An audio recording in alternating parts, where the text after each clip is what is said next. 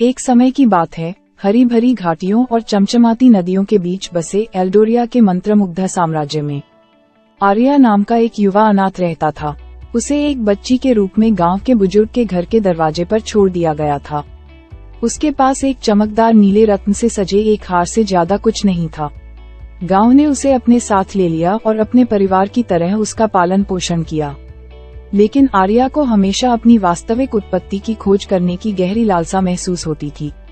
जैसे जैसे वह बड़ी होती गई, आर्या की जिज्ञासा अतृप्त हो गई और वह गांव के चारों ओर के रहस्यमय जंगलों की खोज में घंटों बिताती रही।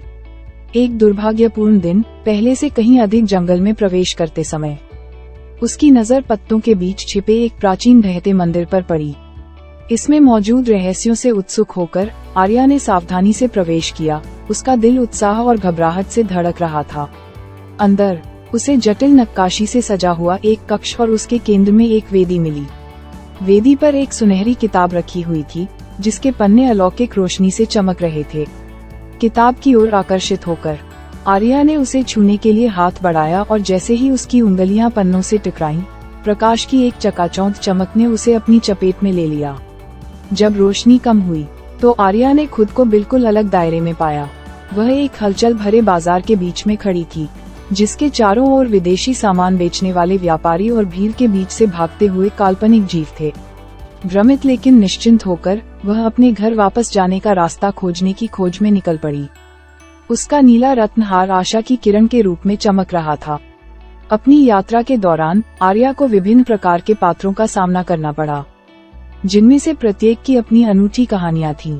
उसकी मुलाकात टोबियास नामक एक विलक्षण आविष्कारक से हुई, जिसने अपने यांत्रिक उल्लू साथी को मार्गदर्शक के रूप में पेश किया। साथ में वे एक दुष्ट जादूगरनी के चंगुल से बचते हुए रहस्यमय जंगलों, विश्वासघाती पहाड़ों और विशाल रेगिस्तानों से गुजरे, जो अपने अंधेरे उद्देश्यों के लिए आर्या के हार पर दावा करना चाहती थी। जब वे यात्रा कर रहे थे, आर्या को पता चला कि उसके हार में असाधारण शक्तियां हैं। यह एल्डोरिया की प्राचीन भविष्यवाणी को खोलने की कुंजी थी, जिसमें एक चुने हुए व्यक्ति की भविष्यवाणी की गई थी जो क्षेत्रों में संतुलन बहाल करेगा और बिखरी हुई जादुई कलाकृतियों को एकजुट करेगा। अपनी यात्रा के हर कदम के साथ आर्या समझदार और अधिक साहसी होती गई। उसने भविष्यवाणी के रहस्यों को उजागर किया और पाया कि बिखरी हुई कलाकृतियां क्षेत्रों के बीच की खाई को पाटने और सद्भाव बहाल करने की शक्ति रखती हैं। रास्ते में उसने मिथक और जादू के प्राणियों के साथ गहरी दोस्ती बनाई और साथ में उन्होंने खतरनाक परीक्षणों का सामना किया और प्रतीत होने वाली दुर्गम बाधाओं पर विजय प्राप्त की।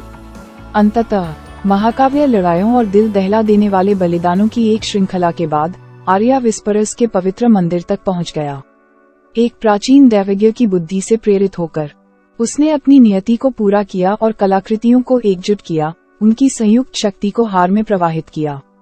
जैसे ही उसने ऐसा किया, मंदिर से एक चकाचौंध करने वाली रोशनी निकली, जिसने पूरे राज्य को अपनी चपेट में ले लिया।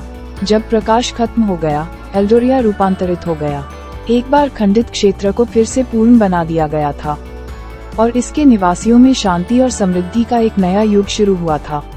आर्या, जिसे अब एल्डोरिया के उद्धारकर्ता के रूप में जाना जाता है, का पूरे देश में जश्न मनाया गया। लेकिन उसका दिल विनम्र बना रहा और अपने द्वारा बनाए गए दोस्तों और उसके द्वारा की गई यात्रा के लिए कृतज्ञता से भरा हुआ था। जैसे जैसे साल बीतते गए, आर्या की कहानी किंवदंती बन गई, जिसने आने वाली पीढ़ियों को साहस, दोस्ती और किसी के सच्चे उद्देश्य की खोज में विश्वास करने के लिए प्रेरित किया। और यद्यपि उसने अपना असली घर पा लिया था और अपनी नियति पूरी कर ली थी, आर्या की साहस और जिज्ञासा की भावना कभी कम नहीं हुई, क्योंकि वह जानती थी कि दुनिया अनगिनत कहानियों से भरी हुई है जो खोजे जाने की प्रतीक्षा कर रही हैं।